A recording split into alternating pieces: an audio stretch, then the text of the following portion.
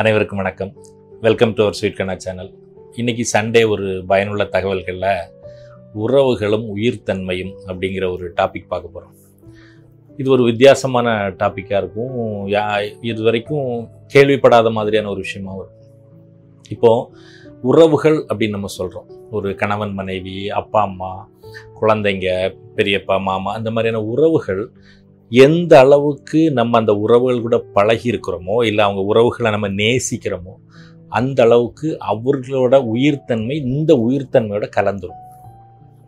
நம்ம உயிர்த்தன்மையோட அந்த உயிர்த்தன்மை கலந்துரும்.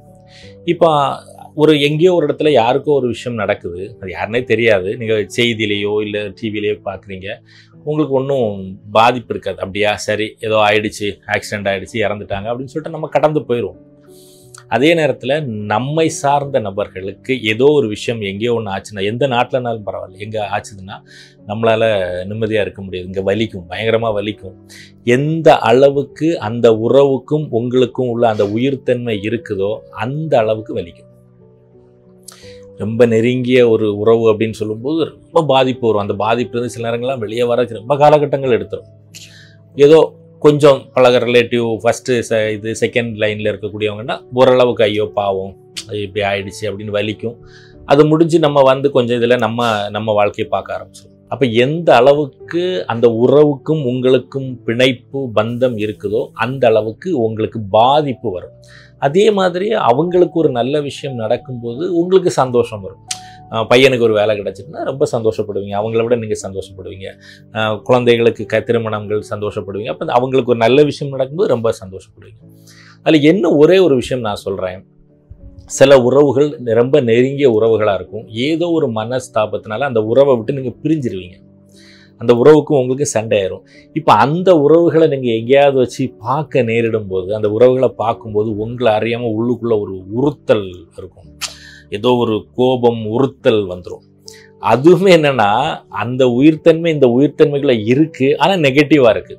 அப்போ அது நெகட்டிவ் ஃபீலிங்ஸை அது கிரியேட் பண்ணுற மாதிரியான ஒரு விஷயம் வரும்.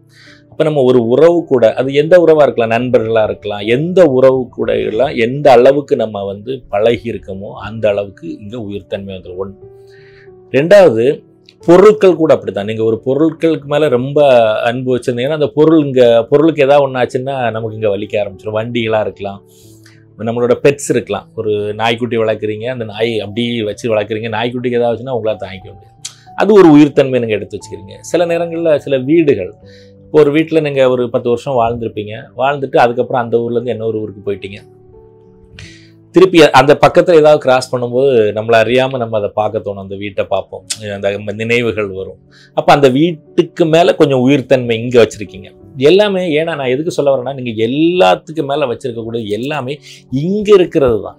இங்கே தான் நீங்கள் வந்து உணர முடியும், இங்கே தான் ஃபீல் பண்ண முடியும், வெளியே எங்கேயும் ஃபீல் பண்ண முடியும். ஸோ அந்த உயிர்த்தன்மைகளை நல்லபடியாக வச்சு இந்த பிரபஞ்சம் உங்களுக்கு எல்லா செல்வங்களையும் வழங்கட்டும். என்றும் அன்புடன் கண்ணன் ராஜகோபால். நன்றி, வணக்கம், தேங்க்யூ.